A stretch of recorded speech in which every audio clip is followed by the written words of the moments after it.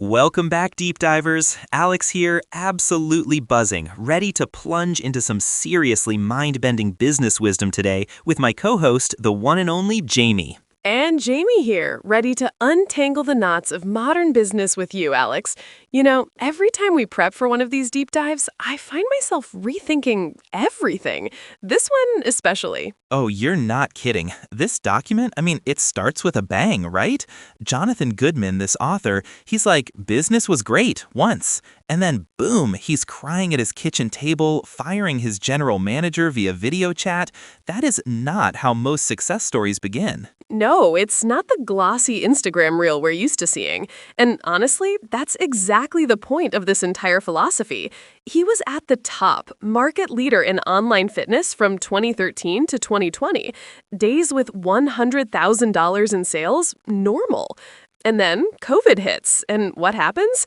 For everyone else, disaster. For him, he says it himself, a four-leaf clover shoved up the proverbial butt of my business. Wait, a four-leaf clover? Like, things got better during the pandemic when everyone was suffering? Exactly, because overnight, every personal trainer needed to work online, and he had the infrastructure, the course, the whole 9 yards. So he's soaring, right? You'd think that's the dream. Totally. So he's just like enjoying the ride, racking up millions. What goes wrong? Because it obviously goes wrong, right? Otherwise, there's no book. Oh, it goes spectacularly wrong. This is where it gets really human. Instead of sticking with what made them successful, they started hiring costly brand consultants and data analytics experts, drowning in reports, spreadsheets, project briefs. He lost his way, lost sight of why he was doing what he was doing. I can totally relate to that. You get so caught up in the how and the what everyone else is doing that you forget your own why. It's like you're trying to optimize the exhaust pipes before you even know if the engine is running in the right direction. Spot on, Alex. And he says expenses exploded, sales flatlined. Business wasn't fun anymore. But the real turning point, the gut punch, comes when his wife, Allison, is diagnosed with cancer. That's when everything snaps into focus. Man, that's heavy. And it puts all the business drama into perspective. Suddenly, the spreadsheets don't matter so much. Exactly. He fires everyone, needing space to focus on his family and figure out what truly matters. And it's this crucible, this incredibly difficult period, that forces a complete reset. It's a powerful, almost brutal reminder that sometimes the biggest breakthroughs come from the deepest breakdowns. So, after this massive reset, what did he realize? What were these insights that helped him rebuild his business to 300% revenue increase with 1/5 of the staff? That's insane efficiency. It is, and it all revolves around this concept of the obvious choice. He realized that while everyone else was distracted by shiny objects and modern marketing tech, the secret was to build a foundation on what worked before the internet existed. It's a devolution, as he calls it, back to a simpler time, to do less but better. Okay, so less but better. But what does that mean?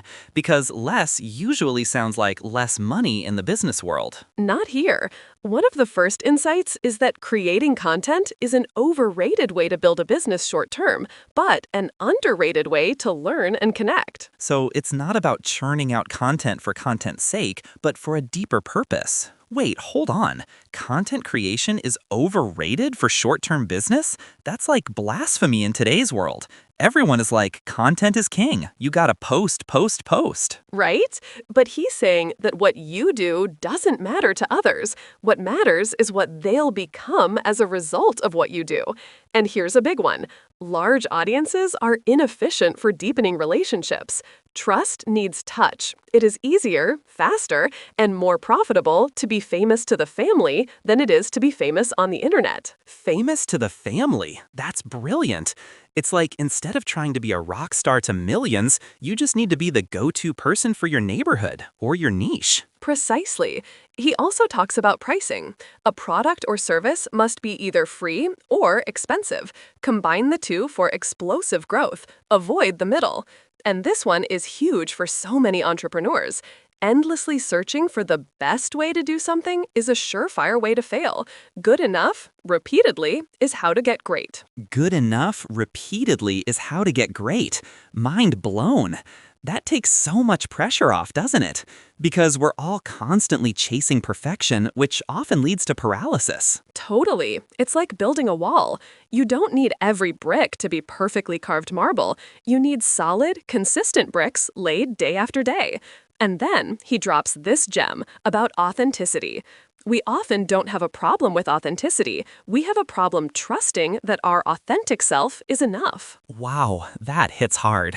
Because you see all these perfectly curated lives online and you think you have to be that, but really, people just want you. Exactly.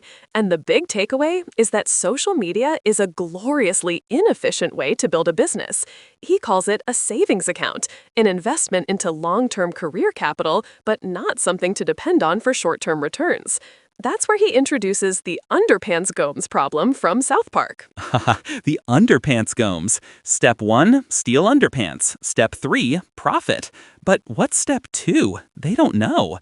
So you're saying a lot of people treat social media like that? Just post stuff and expect profit without the crucial middle steps? Pretty much. It's trying to impress people you've never met instead of building actual relationships. And that's the core of the obvious choice philosophy. Focus on human connection, not technological domination.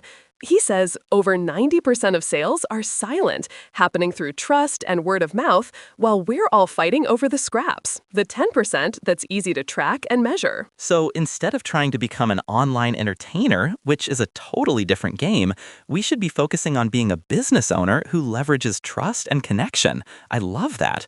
You don't have to dance on the internet to succeed. Right. And this leads us perfectly into part 1 of his book, A Few Not So Obvious Truths. The first chapter, When Ambition Results in Recklessness. This is where he tells the story of Jason. Oh, Jason. I remember Jason. This guy had a great, simple, profitable business. Doing good work, not famous online, just a solid local reputation. Old school stuff, right? Exactly. But then his friend Maggie suggests he build an app to scale because her friend Jennifer has one and it seems to be going well. And Jason, seeing Matthew on Instagram posting about his app and exotic travels, thinks, I need that. Classic. The FOMO kicks in, the comparison trap. So he asks around for app developers, commits a few $1,000s, which quickly turns into a few more thousand, and he prices it at $20 a month because that's what others do. See the subtle recklessness? He's mimicking what he sees others doing, not what's right for his business. He went from a simple model needing a few customers paying a lot to a complicated one needing lots of customers paying a little. And he had no idea how to get those lots of customers because he'd never paid for ads or used social media for that. The classic build it and they will come fallacy. Except they don't come. So then he's asking for social media growth agencies, burning more money, more time, neglecting his actual profitable local business. And then the kicker, Matthew, the Instagram idol, shuts down his app. Poetic, isn't it? It's a perfect illustration of how chaotic ambition, driven by comparison and the lure of shortcuts, can completely derail a successful business. He calls it chasing fads. The oldest business models, those built on consistent, not stupid behavior, often win out over time. It's like trying to win a marathon by sprinting the first mile. You burn out, and the consistent runners just cruise past you. So how do we avoid this chaotic ambition? How do we find our all-in-true ambition? That's where The Bug Called You comes in. This is a concept inspired by Jim Collins, the author of Good to Great. His professor told him to study himself like a scientist studying a bug, dispassionately, objectively. He calls it keeping a bug book. A bug book? Like I'm a bug? That sounds a little self-deprecating. Laughs. It's not. It's about detaching your emotions. You set an alarm 5 times a day for a week. When it goes off, you give yourself a score from -2 to +2. Then simply observe and record what you're doing, who you're with, what you ate, anything meaningful. No judgment, no commentary. So just the facts, like the bug Alex felt a +1.5 when explaining a concept to Jamie, or the bug Alex felt a -0.5 when stuck in traffic and listening to bad music. Exactly.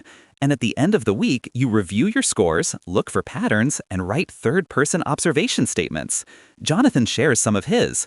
The bug John felt energized when he woke up at 5 a.m. on a Saturday morning to write his book. Or, the bug John felt brain fog when he scheduled 2 meetings back-to-back without a break. That's fascinating. It's like you're reverse engineering your own personal operating system. You find out what drains you, what energizes you, what makes you feel good.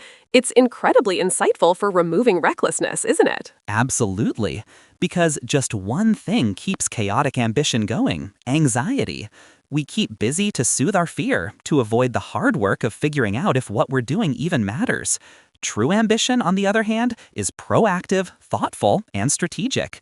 It allows for calculated risk. It comes from knowing yourself. Which brings us to Chapter 2, Trust in You, Your Credentials. This one blew me away because we're constantly told to chase degrees, certifications, and prove our expertise. But the author argues that doesn't matter as much as we think. He makes a very